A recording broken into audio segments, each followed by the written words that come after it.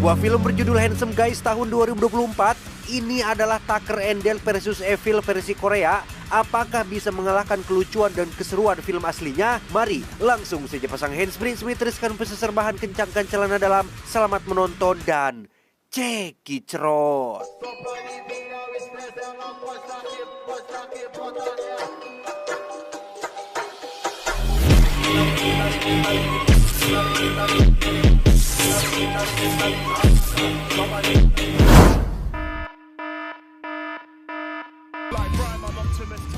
Ya, 그놈들 딱 Cerita diawali dengan memperlihatkan kelompok remaja yang sedang liburan menuju ke sebuah villa di perbukitan, di mana mereka tak sengaja menabrak seekor kambing yang berdiri di tengah jalan dan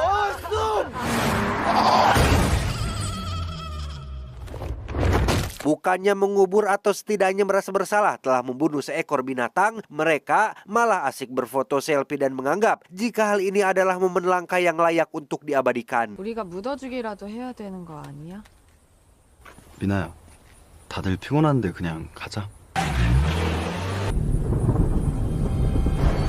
Dan kisah akan berfokus pada dua mas-mas bersaudara yang punya paras tampan dan menarik. Ada Sanggu si gondrong dan Jae kakaknya yang pakai kacamata. Mereka baru saja membeli sebuah villa mewah di tengah hutan dan bermaksud pergi ke sana untuk memeriksanya. 저도 형들이 미남이어서 좋아요. 먹으라노. Dan ya, Sanggu dan Jae pun tak sengaja melindas kambing yang sudah mati tadi, di mana saat mereka bermaksud akan membawanya untuk dikubur dengan baik, muncullah dua polisi yang sedang berpatroli dan menganggap jika Sanggu dan Jae adalah dua penjahat yang sedang menggotong jasad seseorang. 동작 그만!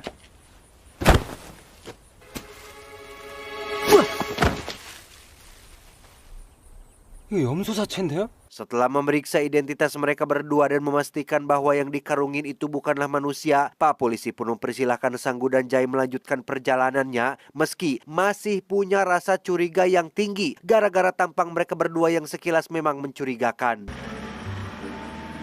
진짜 더럽게 생겼다. 응?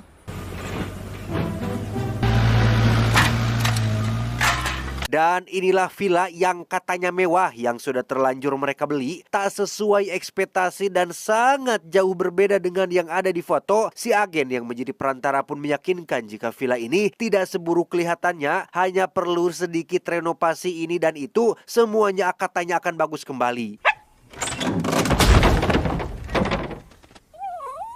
Saat Jae sedang senderan di tiang, ia nyaris mati ketika sebuah kayu berpaku hampir menghantam kepalanya. Beruntung ada Sanggu yang dengan cepat menolong. Mereka berdua pun kemudian memeriksa ruangan bawah tanah, berharap ada barang yang masih bisa dipakai dan tiba-tiba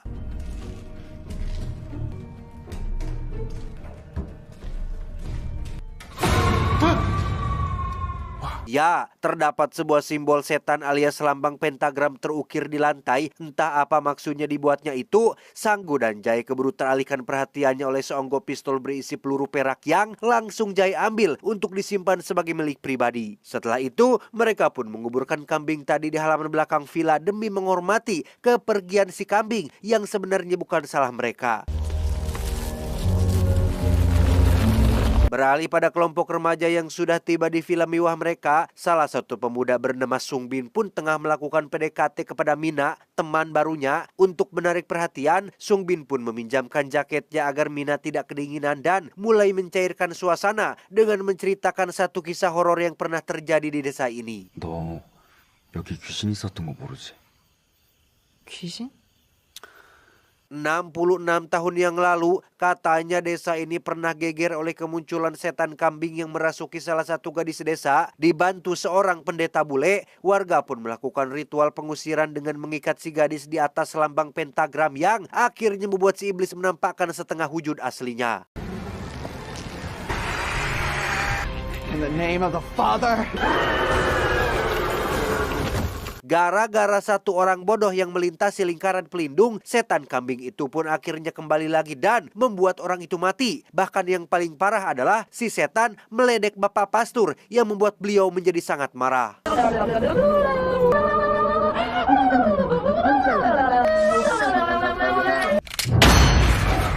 Selesai Sungbin bercerita, Mina pun pergi ke kamar mandi untuk cuci tangan. Yang tepat saat kembali, ia tak sengaja menguping pembicaraan Sungbin dengan temannya mengaku hanya ingin mencicipi Mina sebelum ia kembali ke luar negeri untuk melanjutkan karirnya sebagai pemain golf.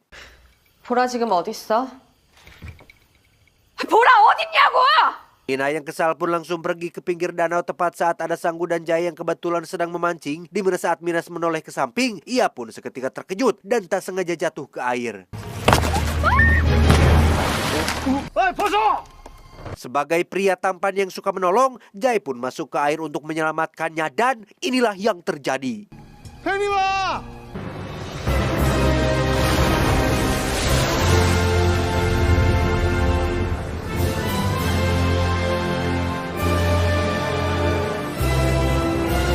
Meniru apa yang mereka tonton di YouTube, Jai pun melakukan CPR untuk membuat Mina bernafas, kemudian menyuruh Sanggu untuk memberikan nafas buatannya, tapi tiba-tiba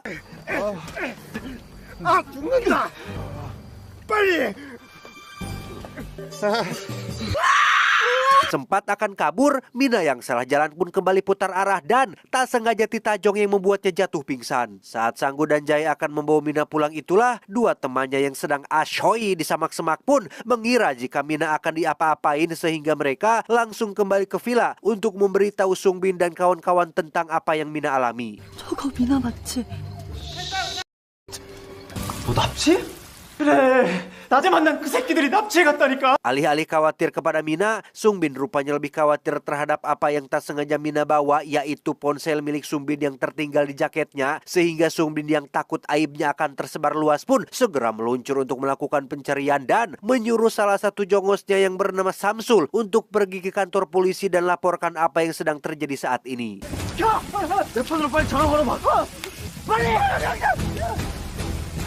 Bersamaan dengan itu, langit tiba-tiba mendung dan cuaca mendadak buruk. Hal itu ternyata ada kaitannya dengan lambang pentagram yang ada di ruang bawah tanah, yang ternyata setan yang 66 tahun lalu sempat diusir ke neraka, kini kembali lagi dan merasuki seekor kambing yang dikubur di halaman belakang villa.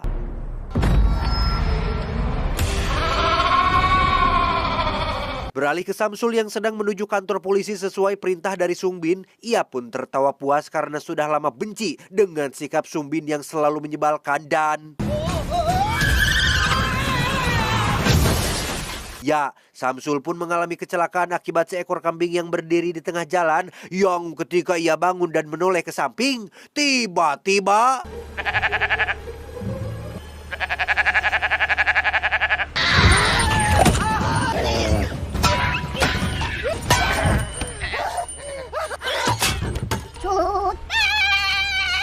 Samsul berhasil selamat dari setan kambing dan langsung kabur ke dalam hutan. Keesokan paginya, Mina terlihat baru bangun di kediaman Sanggu dan Jae. Ia mencoba kabur secara diam-diam, tapi Sanggu dan Jae keburu memergokinya hingga terjadi momen seperti ini. 일어나셨어요?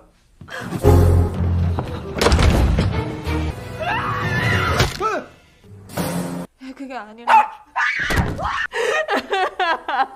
Setelah diberi pengertian, Mina akhirnya bisa ditenangkan dan mau duduk satu meja dengan Sanggu, di mana Sungbin dan ketiga temannya terlihat sudah berada di luar dan masih menganggap jika Mina sedang diculik oleh kedua pria tersebut. 용준아, 네가 먼저 갔다 와. 진짜 맛있다. 아 진짜요? Tepat saat Jai sedang menggergaji kayu di belakang rumah, Sungbin pun mengirim satu temannya untuk maju memeriksa, di mana Jae tak sengaja memotong sarang tawon yang bersemayam di dalam kayu tersebut sehingga inilah yang terjadi.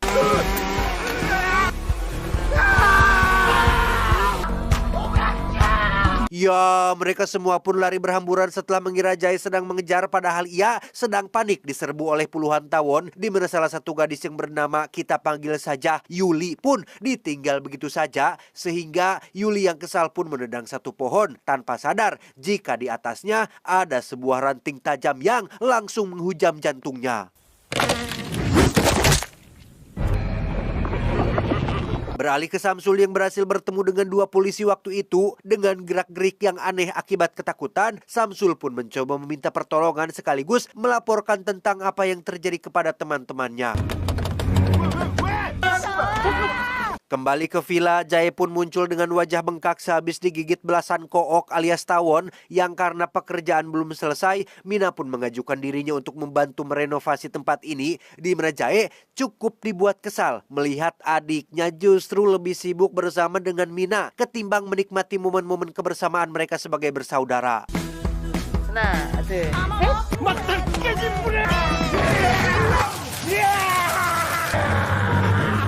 Sungbin dan kawan-kawan pun mulai menyusun rencana untuk menyelamatkan Mina, lebih tepatnya mengambil ponselnya kembali, di mana satu teman pun akan menyerang Jae dari belakang menggunakan pisau, tetapi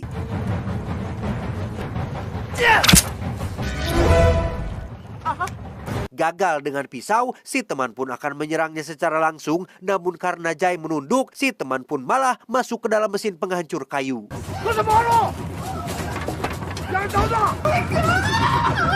Selesai dengan si teman yang bernasib malang, kini giliran Sungbin dan si kacamata akan menyerang Sanggu yang tak sengaja menendang kabel listrik hingga jatuh ke kubangan air. Sehingga ketika Sungbin melewati kubangan tersebut, ia pun langsung kesetrum yang membuat mulutnya ngabudah dan langsung jatuh pingsan saat itu juga.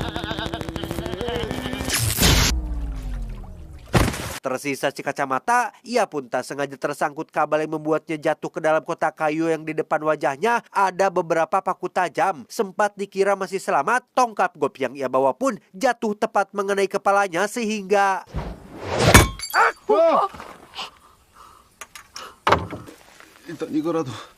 Tak lama, muncullah mobil polisi yang tak sadar telah melindas lencong yang membuat tangki bensin bocor. Mereka adalah Samsul dan kedua polisi yang datang untuk memeriksa, di mana Sungbin yang sudah siuman pun langsung dibawa ke mobil untuk mendapatkan pemeriksaan. 너 그 새끼들 지금 어디 있는지 알아?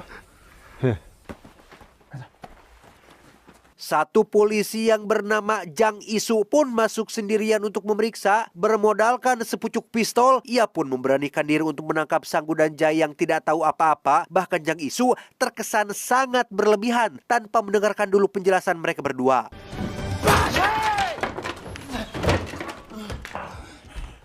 Jang Isu pun menggiring Sanggu dan Jae ke tengah rumah untuk ditiarapkan, di mana ia tak sengaja menyenggol tiang yang rapuh dan...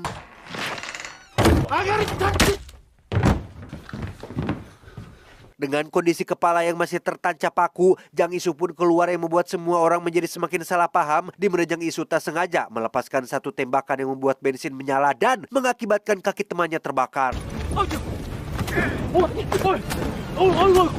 Alih-alih mematikan apinya dengan air, Sanggu lupa bahwa botol itu berisi cairan pelarut yang mengakibatkan kebakarannya bertambah besar, termasuk meledakkan mobil polisi yang membuat Jang Isu benar-benar mati.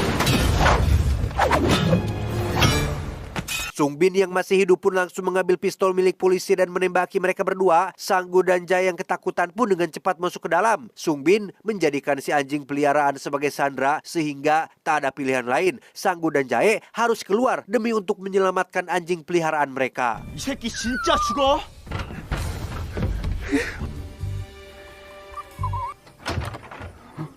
Menggunakan mesin penembak paku, Sanggu berhasil membuat pengalihan agar Jae bisa maju ke depan. Yang tepat saat Sanggu kehabisan paku, Sungbin pun akhirnya sadar dan langsung menangkap Jae untuk disandera di dalam hutan.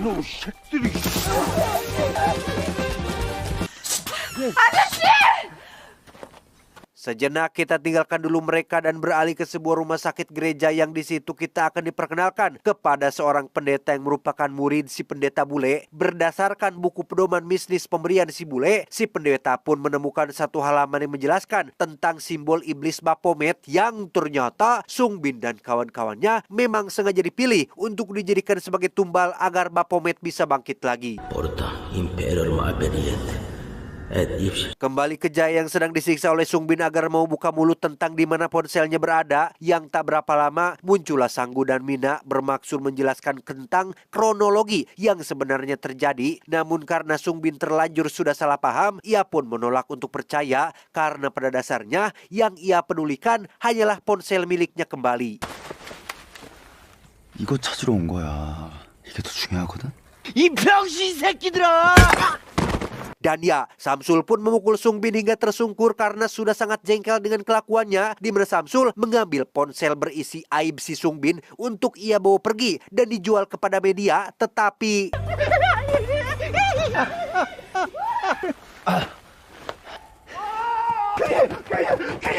Ya, muncullah si Yuli yang entah bagaimana bisa hidup lagi setelah tertusuk kayu, di mana ya tiba-tiba bergerak secara aneh dan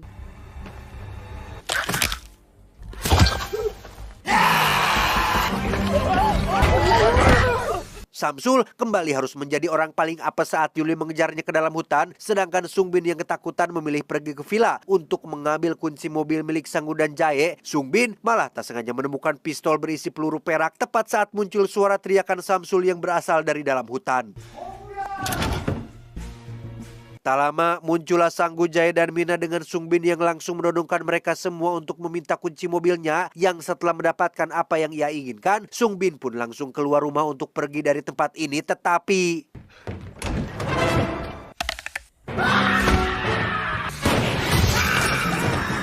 dan ya, Samsul pun kerasukan setan yang membuatnya menjadi jahat. Ia pun melempar pistol berpeluru perak keluar dari jendela dan mulai menyerang Sungbin yang merupakan tumbal terakhir untuk melengkapi ritual pemanggilan Baphomet. Dengan tubuh besarnya, Sanggu berhasil melempar Samsul ke ruang bawah tanah yang gelap, tapi tiba-tiba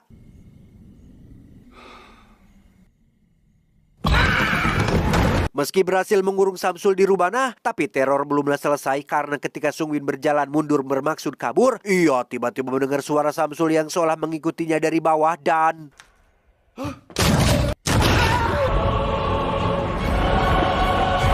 pada akhirnya lengkap sudahlah ritual pemanggilan iblis Baphomet, di mana Sungbin jadi orang terakhir yang akan dirasuki, yang pada saat bersamaan muncullah si pendeta murid si bule yang datang untuk mengusir Baphomet kembali ke neraka.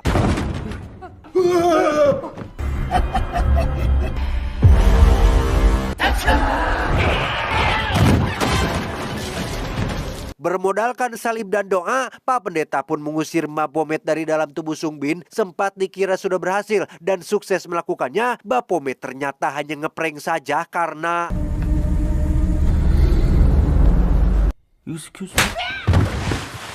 karena pendeta tidak bisa diandalkan. Jae sebagai kakak tertua pun menyalakan korek apinya dan membakar rumah ini menggunakan bensin yang sebelumnya sudah tumpah. Dikira sudah mati, Baphomet ternyata masih hidup. Ia bahkan mengerahkan bala pasukan iblisnya untuk membangkitkan para mayat, yang karena merasa paling tua dan paling bertanggung jawab, Jae pun memberikan kata-kata bijaknya dengan akan mengorbankan dirinya untuk mereka semua, yang ternyata Sanggu dan kawan-kawan sudah lari duluan sebelum Jae selesai berbicara.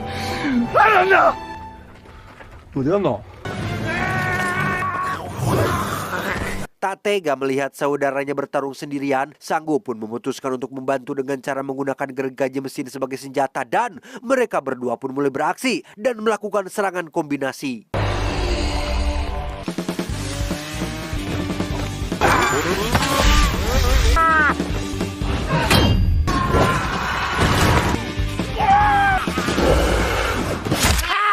Ketika Sanggu dan Jae sedang terdesak itulah, Mina sendiri diberitahu oleh Pak Pendeta tentang peluru perak yang menjadi satu-satunya kelemahan Baphomet, sehingga Mina dengan cepat mengambil pistol tersebut yang ternyata sudah rusak. Namun ada satu peluru yang masih tersisa. Menggunakan mesin pelontar paku, Mina pun mengancam akan menembak Sungbin alias si Baphomet, tetapi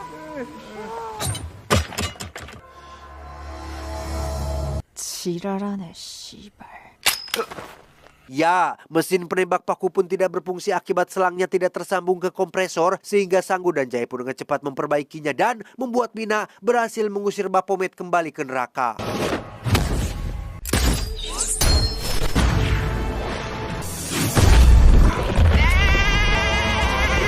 Dan ya, ada tangan raksasa yang membawa Baphomet kembali ke habitatnya. Entah tangan siapa itu, yang pasti semuanya sudah berakhir. Hari itu pun tiba-tiba menjadi cerah kembali dan gerbang antar dimensi akhirnya tertutup lagi.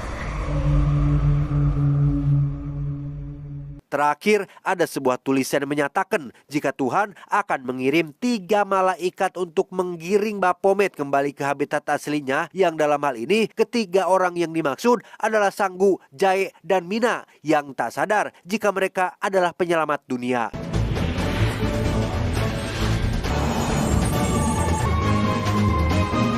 Tamat ending yang cukup membagongkan. Gimana? Mirip Tucker and Dale versus Evil kan? Cuma memang ada beberapa poin tambahan dan modifikasi. Kalau di film Tucker and Dale kan penjahatnya keturunan orang gunung. Kalau di sini penjahatnya benar-benar evil atau setan dalam artian yang sesungguhnya. Juga ada beberapa modifikasi seperti di ending yang benar-benar berbeda dengan film aslinya. Dan itu cukup seru dan sekaligus cukup tidak tertebak. Pesan yang bisa kita ambil dari film ini adalah jangan makan daging kambing bagi yang kolesterol. Itu. Saya John mewakili jajaran direksi yang bertugas mengucapkan terima kasih dan sampai jumpa di video selanjutnya. Adios. Angsuran KPR subsidi Lionel Messi.